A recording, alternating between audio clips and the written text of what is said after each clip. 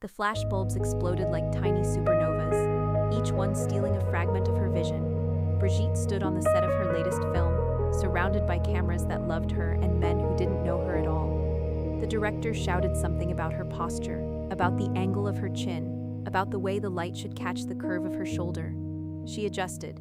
She always adjusted. Around her, the crew moved with mechanical efficiency, arranging her like a vase of flowers, perfecting the composition of their living, breathing object. She smiled because that's what Brigitte Bardot did. The smile that had launched 1,000 magazine covers, that had made grown men stumble over their words, that had turned her into something both more and less than human. But behind her eyes, in the quiet space where no camera could reach, she felt the familiar tightening in her chest, the sensation of being watched by 1,000 eyes at once, even when she was alone. The peculiar vertigo of being adored by millions who would never know her name meant anything beyond the fantasy they had constructed. When the director finally called cut, she didn't move immediately. The lights remained hot on her skin, the makeup heavy on her face like a mask she could never quite remove. Someone brought her water, someone else adjusted her hair, hands everywhere, always touching, always arranging, always perfecting the image, and she wondered, in that brief moment between takes, if anyone could see past the careful construction to the young woman underneath who was slowly disappearing. How had she arrived here, in this golden cage where every door opened to reveal another spotlight, and why did success taste like fear? The girl who would become Brigitte Bardot had never imagined this particular kind of fame. In her early years, before the world knew her face, she had been simply Brigitte, a pretty girl, yes, but one among many in post-war Paris. She had loved dancing, the way her body could express what words couldn't. She had loved the simplicity of being anonymous, of walking down a street without causing a commotion, without becoming a spectacle.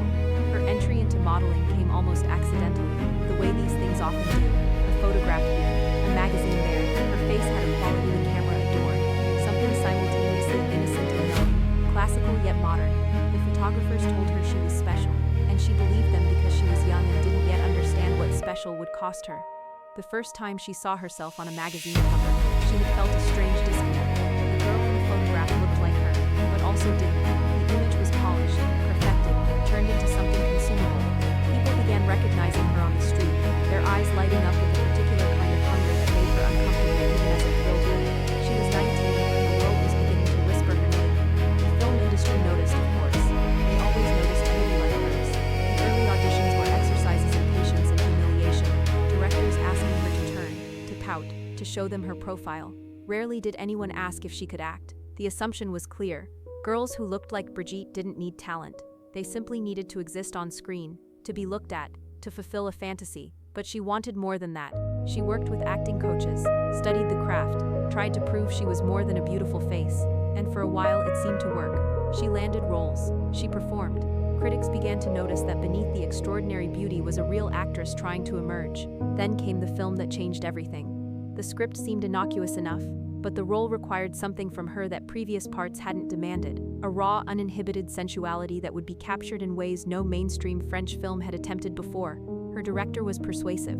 This would make her a star, he promised. This would make her unforgettable. He was right, but not in the way she had hoped.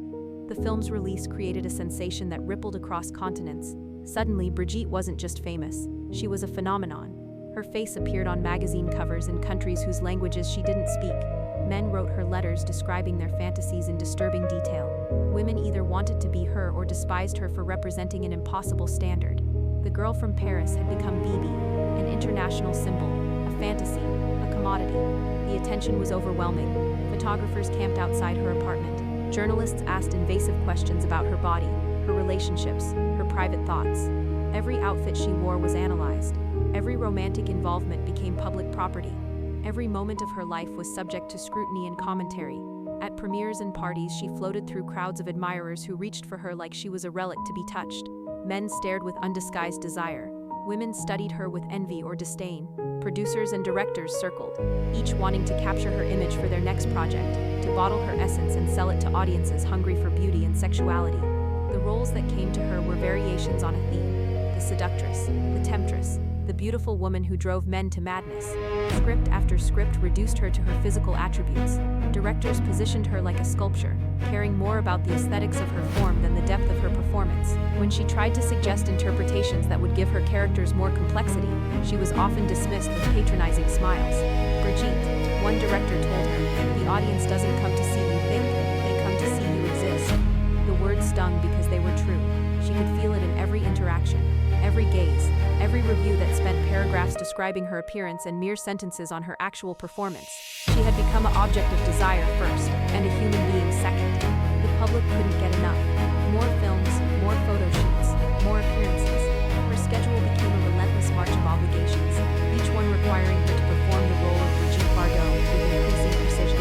The makeup sessions grew longer, the styling more elaborate, the expectations more demanding. She was expected to be perpetually beautiful, perpetually available to the camera's gaze, perpetually willing to embody the fantasy. But fantasies aren't meant to be real people, and real people aren't meant to live as fantasies. In the spaces between public appearances, when she was finally alone, Brigitte would sit in her apartment and feel the weight of her own image pressing down on her. She would stare at photographs of herself, the pouty lips, the tousled hair, the knowing gaze, and feel like she was looking at a stranger, a very successful, very famous stranger, who had somehow stolen her life. The panic attacks began gradually. At first, just moments of breathlessness before a premiere or photo shoot.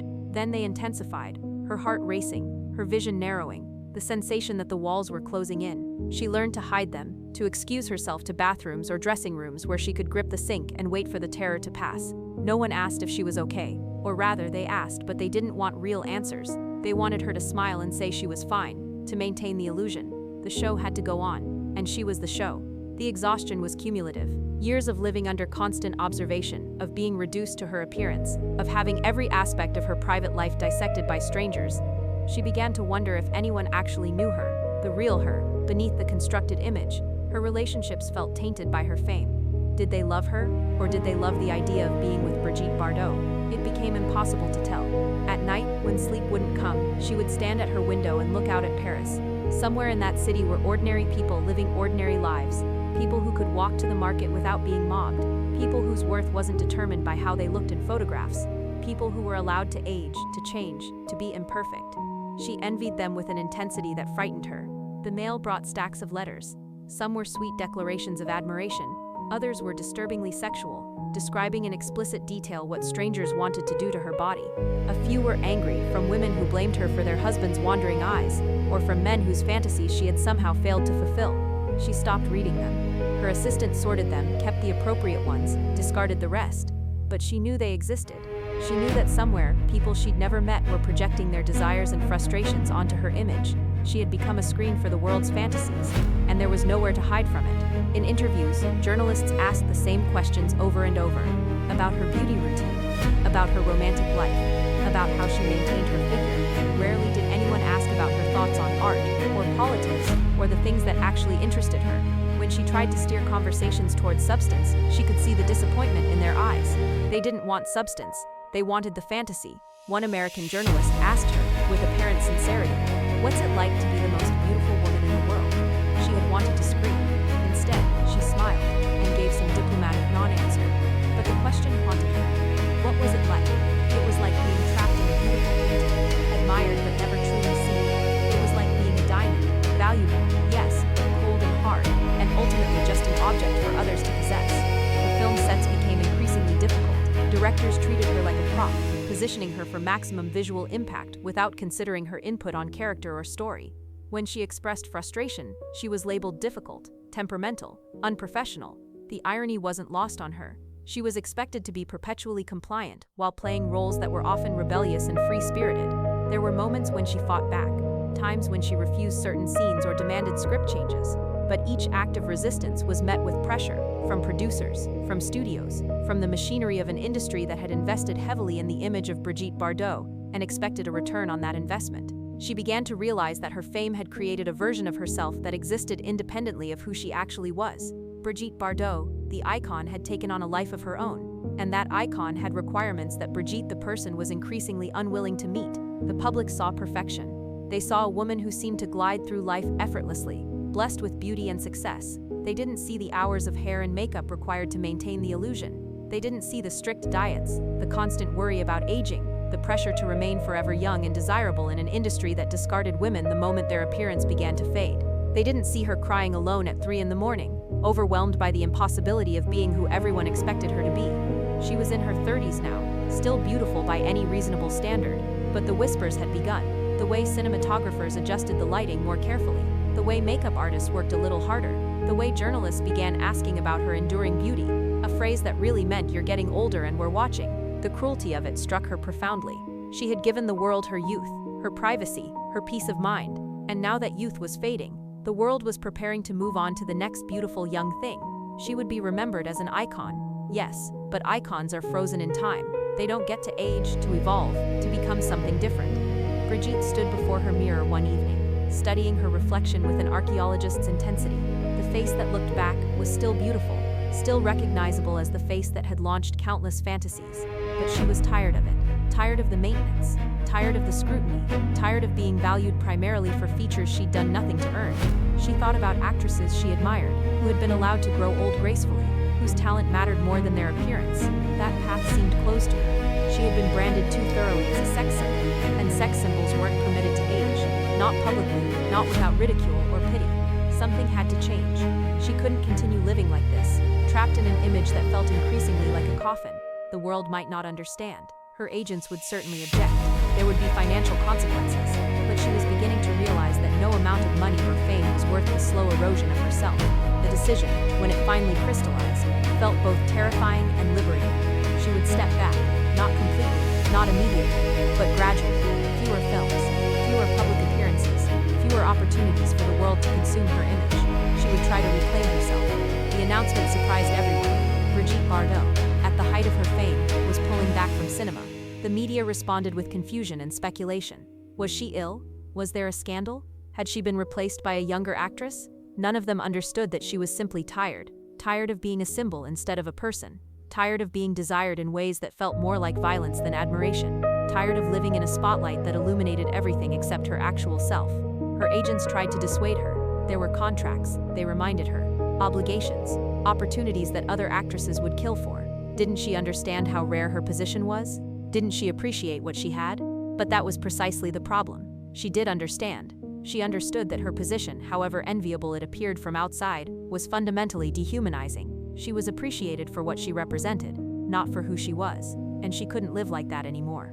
The world reacted to her withdrawal with a mixture of disappointment and judgment. Some called her ungrateful. Others speculated about mental instability, because what sane woman would walk away from fame and adulation? A few, a very few, seemed to understand that there might be something toxic in the very attention that so many envied. Brigitte moved to the countryside, seeking distance from the cameras and the crowds. She bought a house where she could be alone, where the only eyes watching her belonged to animals who didn't care about her beauty or her fame. She adopted cats and dogs, creatures who offered uncomplicated affection. For the first time in years, she could walk outside without makeup, without perfect hair, without the armor of Brigitte Bardot. She could be imperfect, she could be invisible, and the relief was so profound it sometimes brought her to tears.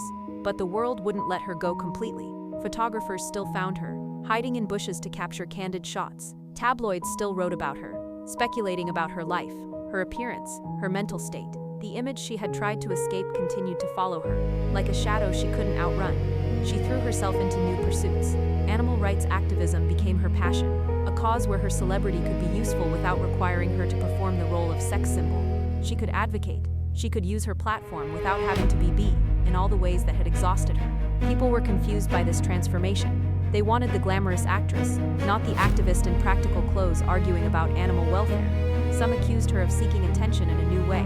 Others dismissed her advocacy as the eccentricity of a faded star. But Brigitte no longer cared about meeting others' expectations. That caring had nearly destroyed her. Now she was learning to care about things that mattered to her, regardless of public opinion. The years passed. The world's obsession with her gradually faded, replaced by new faces, new objects of desire. She watched this transition with mixed feelings. Relief that the intensity of attention had diminished, but also a strange grief for the young woman she'd been, for the dreams she'd had before they were distorted by fame. She gave occasional interviews, mostly about her activism. Journalists sometimes tried to steer the conversation back to her films, her beauty, her glory days. She would redirect firmly but politely. That chapter was closed. She had other stories to tell now.